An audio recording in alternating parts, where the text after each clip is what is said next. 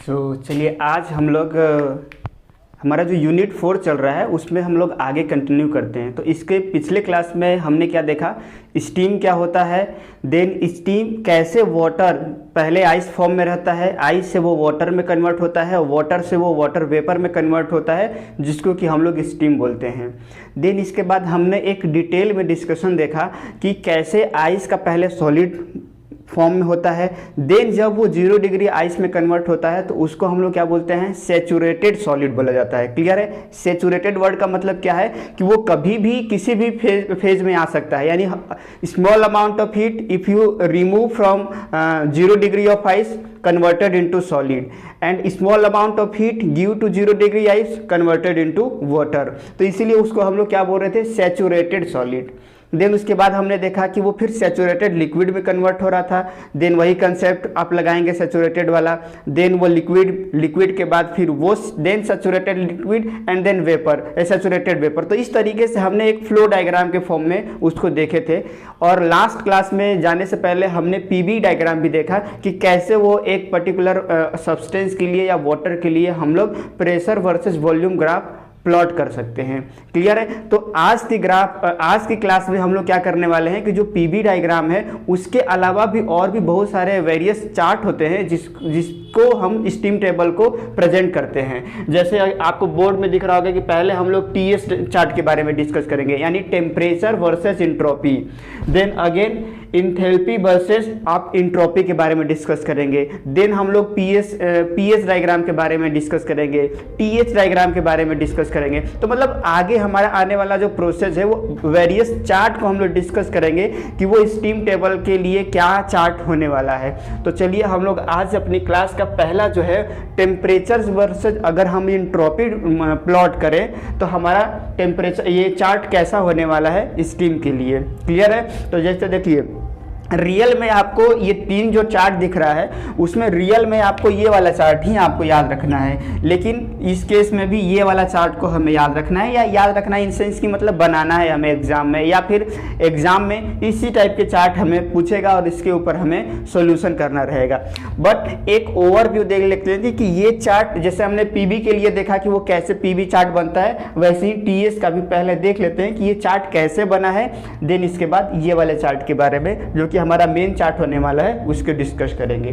तो देखिए सबसे पहले हमने क्या लिया कि सपोज करते हैं कि जो हमारा आइस है वो -10 डिग्री सेंटीग्रेड पर है। क्लियर है? जैसे ही हम लोग उसको हीट देंगे तो क्या हो जाएगा, वो पहले 0.1 जो था वो उसका सॉलिड फेज था। जैसे ही हम लोग हीट दिए तो वो 0.2 पे चला गया। 0.2 पे चला गया मतलब क्या हो गया, वहां पे 2 पे वो 0 डिग्री आइस के फॉर्म में है। अब अगर उसको फर्दर अगर आप हीट देंगे तो अब वो क्या हो जाएगा, 0 डिग्री वाटर में कन्वर्ट हो जा रहा है 8.3। Then further if you heated तो वो क्या हो रहा है, 4 पॉइंट पे क्या हो रहा है, वो सैचुरेटेड 100 डिग्री वाटर हो जा रहा है जिसको कि हम लोग सैचुरेटेड लिक्विड भी बोल सकते हैं। क्लियर है? देन फर्दर अगर आप उसको हीट करेंगे तो वो 0.5 पे आ रहा है, यानी 100 डिग्री ऑफ स्टीम में कन्वर्ट हो जा रहा है। देन अगर आप फर्दर आप उसको हीट करेंगे तो वो सुपर हीटेड स्टीम में कन्वर्ट हो जा रहा है। तो अब देखिए ऐसा हमने पहले क्या किया, 1 एटमॉस्फेरिक पर इस पर्टिकुलर अलग अलग पॉइंट को हमने नोट डाउन किया। देन 2 एटमॉस्फेरिक प्रेशर पे हमने प्लॉट करने की कोशिश किया कि हमारा ये पर्टिकुलर ग्राफ कैसा होने वाला है। तो उसके सारे पॉइंट को हम लोग क्या करते गए, लोकेट करते गए या फिर आइडेंटिफाई करते गए। अब इसी पर्टिकुलर जो हमारा ग्राफ है अगर हम यहाँ पे देखें तो अगर हम 0.1 को मिलाते जाएंगे तो मतलब 0.1 वाले फेज में हमारा क्या रहेगा, केवल और केवल सॉलिड होने वाला है।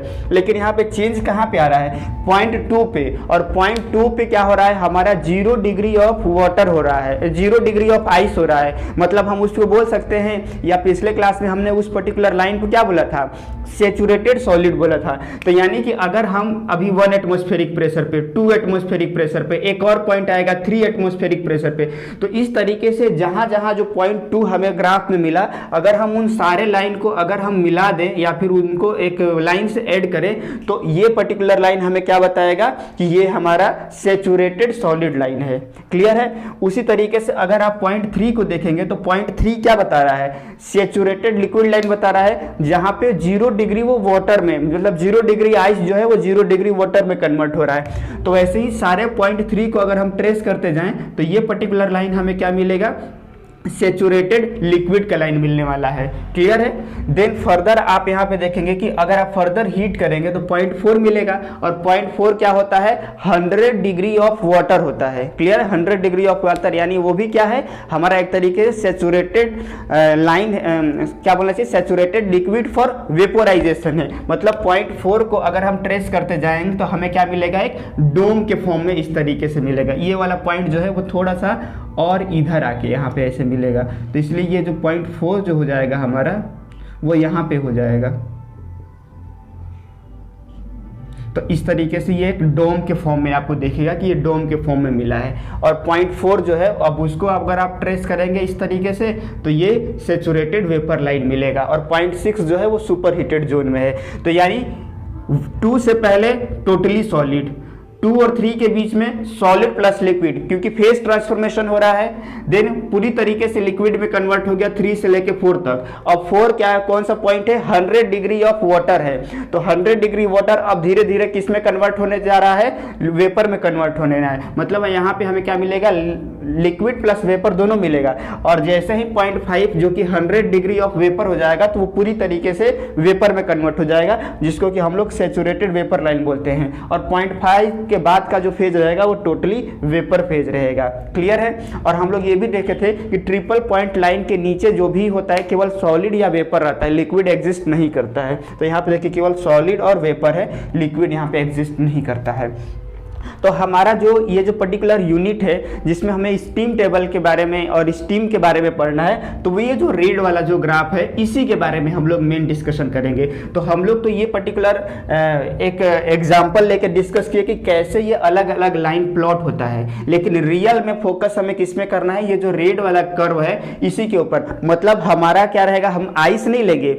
ऑब्वियसली हम लोग इंडस्ट्री में क्या करेंगे, अगर हम स्टीम बनाना है तो हम वाटर लेंगे, वाटर को हीट देके उसको स्टीम में कन्वर्ट करेंगे। तो वाटर कहाँ पे एग्जिस्ट कर रहा है, यहाँ से लेके यहाँ तक का। तो इसीलिए ये वाला जो जोन है उसके ऊपर हमारा मेन कंसर्न रहने वाला है। ऐसा नहीं होगा कि हम लोग किसी आइस प्लांट से आइस लेके आएंगे, पहले उसको फिर वाटर में कन्वर्ट करेंगे और फिर उसको वेपर में कन्वर्ट करेंगे। नो, हम लोग डायरेक्टली किसी भी रिजर्वायर से वाटर लेंगे, तो इसलिए वाटर यहाँ पे एग्जिस्ट कर रहा है, तो यहाँ से इस फेज में लाना है। इसलिए हम लोग का मेन जो फोकस रहेगा वो ये वाला डायग्राम रहेगा या ये वाला पर्टिकुलर प्लॉट रहेगा। क्लियर है। बट आपको इस ग्राफ में एक समझने को मिल रहा है कि यहाँ पे देख रहे हैं 0.2, 3, 4, 5, 6, मतलब ये एक तरीके से क्या है, टेम्परेचर वर्सेस इंट्रोपी का, इंथैल्पी का, इंट्रोपी का प्लॉट किया गया है। तो यहाँ पे ये जो लाइन है 1, 2, 3, 4, 5, 6 क्या बता रहा है, ये एक कांस्टेंट प्रेशर प्रोसेस बता रहा है कि यहाँ से लेके मतलब कि पूरे 1 एटमॉस्फेरिक प्रेशर पे हमने ट्रेस किया है कि किस तरीके से टीएस डायग्राम मिलने वाला है।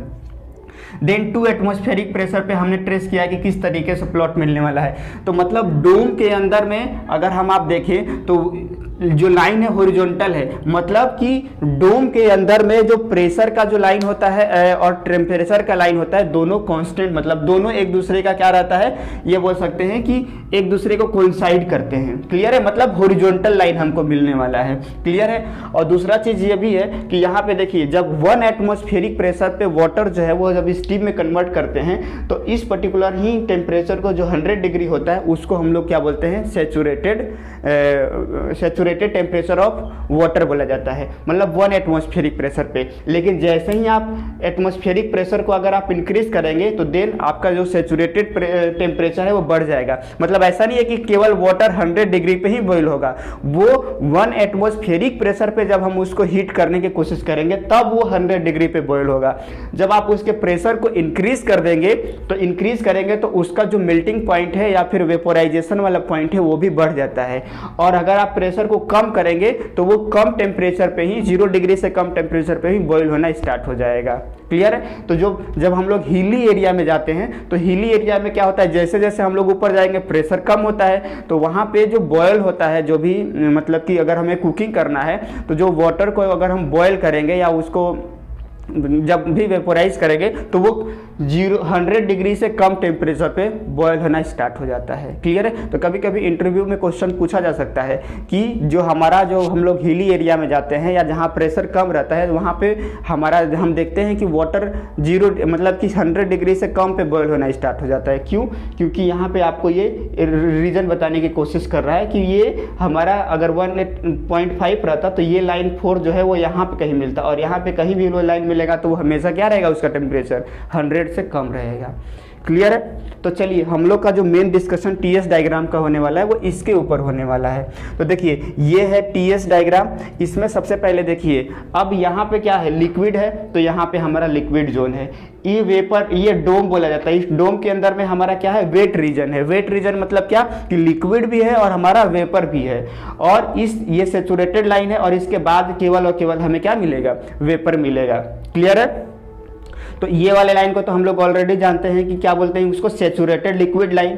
ये वाले लाइन को सैचुरेटेड वेपर लाइन, और दोनों एक दूसरे से क्रिटिकल पॉइंट या क्रिटिकल स्टेट भी बोला जाता है या क्रिटिकल टेम्परेचर भी बोला जाता है, वहाँ पे ये दोनों मीट करते हैं। क्लियर है। अब देखिए अगर मैं एक पर्टिकुलर किसी एक टेम्परेचर पे अगर मैं एक लाइन को ट्रेस करने की कोशिश करी, मान लीजिए कि ये इस लाइन को हम लोग ट्रेस करने की कोशिश कर रहे हैं, तो जब भी ये इस पर्टिकुलर लाइन को कोइंसाइड करेगा तो यहाँ पे जो भी उसकी इंट्रोपी होगी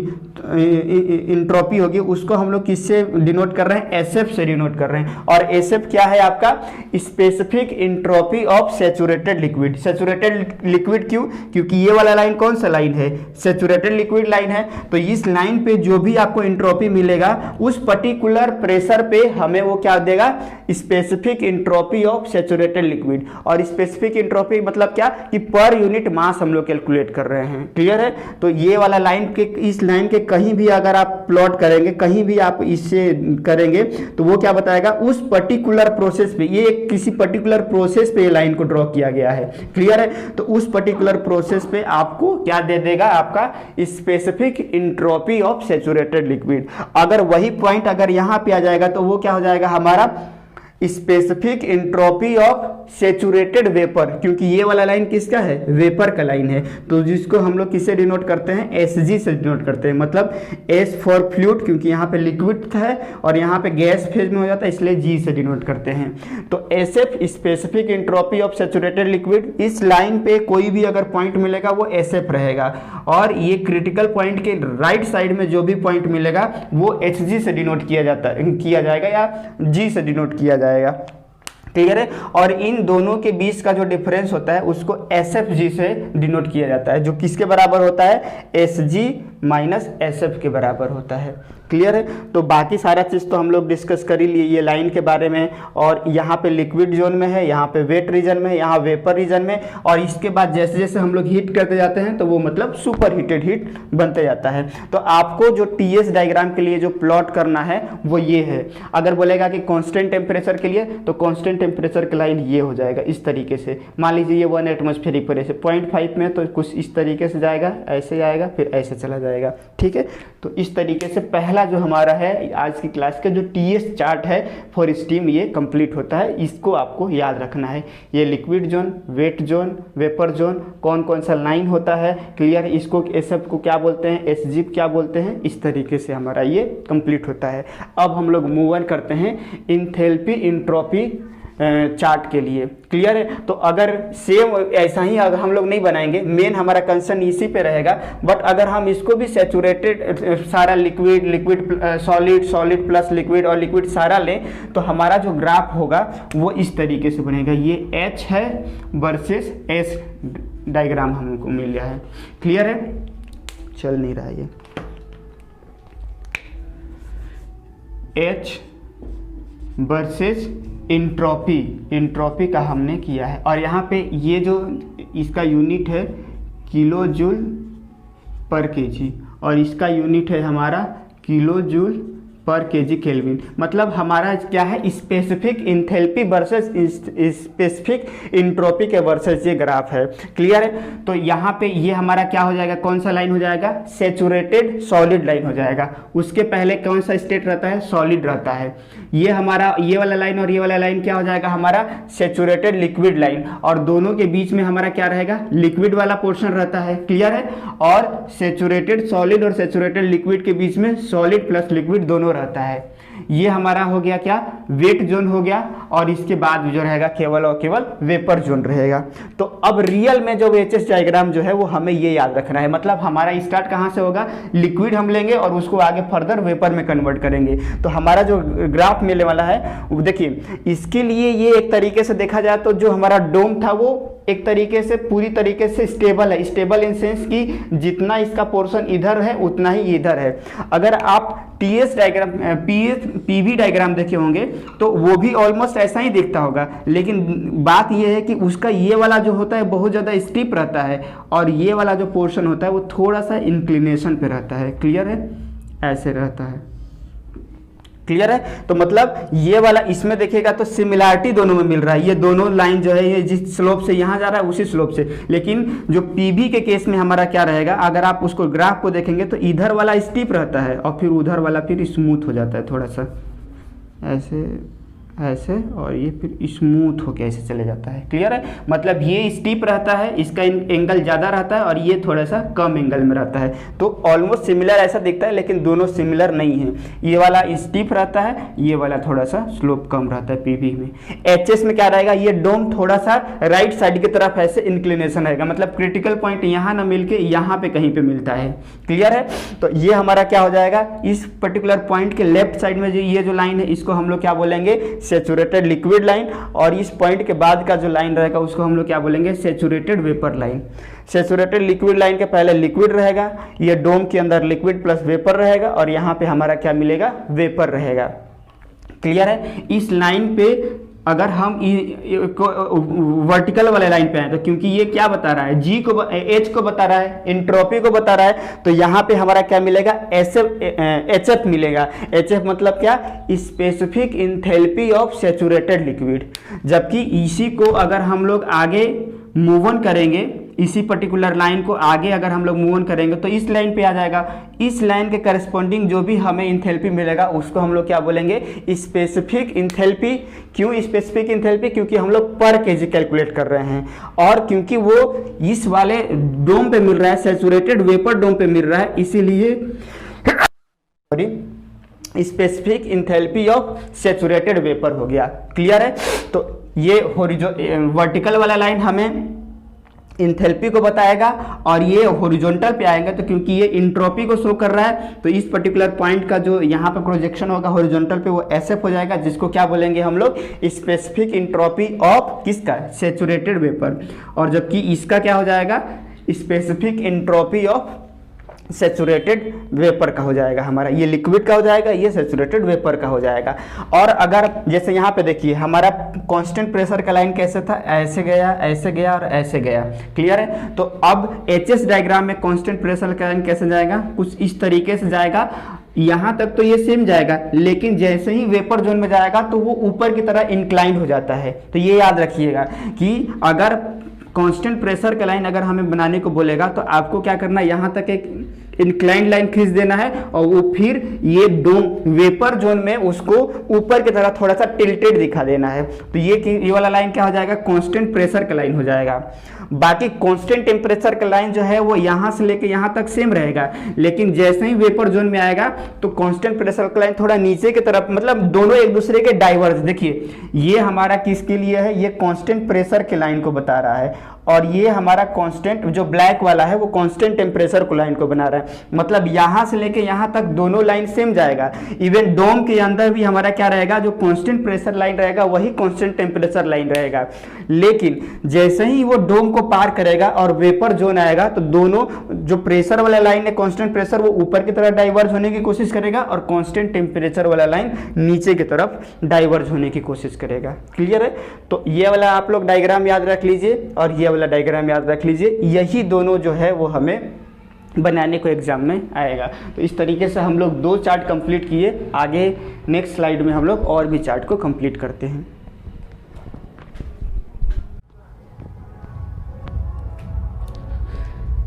चलिए, सो पिछले स्लाइड में हमने क्या देखा, टीएस का और एचएस का देखा ग्राम। अब हम लोग देखते हैं कि अगर हमारा पीएच डायग्राम अगर हमें बनाना होगा और टीएस डायग्राम बनाना होगा, मतलब pressure versus enthalpy and temperature versus enthalpy, तो वो ग्राफ कैसा होने वाला है। तो अगर हम प्रेशर वर्सेस एंथैल्पी का अगर हम बात करें तो हमारा ग्राफ जो है ये वाला कुछ इस तरीके से हमें मिलेगा। Saturated liquid line, critical point, saturated vapour point. और ये तो पता ही है, सैचुरेटेड लिक्विड लाइन के लेफ्ट साइड में आपका केवल और केवल लिक्विड रहेगा, डोम के अंदर में लिक्विड प्लस वेपर रहेगा, and right side of saturated vapour line केवल और केवल वेपर रहेगा। तो ये हमारा क्या हो गया, पीएस डायग्राम हो गया। अब अगर हम टीएस डायग्राम देखें तो टीएस डायग्राम क्या हो जाएगा कि ये वाला लाइन जो है वो स्मूथली इंक्लाइन होगा और यहाँ के बाद वो सडनली डिक्लाइन हो जाएगा। क्लियर है। तो इस तरीके से हमें टेम्परेचर एंथैल्पी ग्राफ मिलेगा। तो अब ये तो पता है, saturated liquid line, saturated vapour line, liquid plus vapour और वेपर। अब हम लोग क्या करते हैं, देखिए आपको करना क्या है, आप लोग अपने घर में बैठिए और इस पर्टिकुलर वीडियोज़ में जो भी हमने 4-5 टाइप का अलग अलग डायग्राम बनाया है, पीबी, टीएस, एचएस, पीएच और टीएच, ये पांचों को आप लोग बार बार बनाइए जब तक कि आपको क्लैरिटी नहीं हो जाए। देखिए ये वाला कुछ इस तरीके का डोम बना है, ये वाला कुछ इस तरीके का डोम बना है। प्रेशर वाले में आप देखेंगे कि यहाँ पे ये इंक्लाइंड जा रहा है और इस वाले में स्मूथली वो धीरे धीरे नीचे की तरफ आ रहा है पीबी डायग्राम में। टीएच में ये दोनों जो है वो स्मूथली है, मतलब दोनों साइड का जो स्लोप है वो सेम है और बीच में यहाँ पे क्रिटिकल पॉइंट मिल रहा है। एचएस में देखिएगा कि यहाँ पे ये इंक्लाइन जा रहा है, फिर उसके बाद वो धीरे धीरे स्मूथली आ रहा है, but critical point left side में हमें मिलता है। यहाँ पे दोनों टॉप पे मिलता है, यहाँ पे भी टॉप पे ही ऑलमोस्ट मिल रहा है, लेकिन एचएस में ये थोड़ा सा अलग मिल रहा है। तो इसी बारीकियों को थोड़ा थोड़ा आपको ध्यान रखना है। पीबी एक बार याद रखिएगा, पीबी में आपको ये वाला जो डायग्राम है वो क्या बनाना है, बहुत ही स्टीप बनाना है और ये स्मूथ बनाना है। टीएस में दोनों का जो इंक्लिनेशन होगा वो स्मूथ की तरफ जाना चाहिए। इसमें क्या रहेगा, ये थोड़ा थोड़ा ये बोल सकते हैं कि पीबी के जैसा ही एचएस बनेगा, बट इसका क्रिटिकल पॉइंट क्या रहेगा, मिडिल में ना होकर लेफ्ट साइड की तरफ इंक्लाइन रहेगा। पीएच कुछ इस तरीके से मिलेगा और टीएस भी इसी टाइप का रहेगा, बट ये वाला स्मूथली जा रहा है, ये एकदम सडनली आएगा नीचे की तरफ। क्लियर है। तो यही छोटी छोटी बारीकियों को देख कर देखिए, एकदम ज़्यादा ही मतलब ऐसा नहीं है कि हमें फाइन आर्टिस्ट बनना है, बस हमें पता होना चाहिए कि थोड़ा सा इस टाइप का झुका हुआ है, थोड़ा इस टाइप का झुका हुआ है, तो क्या अल्टीमेटली हमें मिलने वाला है। क्लियर है। तो इस तरीके से ये जो अलग अलग जो हमने जो ग्राफ हमें प्लॉट करना था वो हमें यहाँ पे कंप्लीट किया। अब नेक्स्ट क्लास में हम लोग डिस्कस करेंगे आगे जो भी हमारे स्टीम टेबल है और जो भी उसके यूजेज हैं, स्टीम की प्रॉपर्टी, उसको कवर करते हैं। ठीक है, चलिए।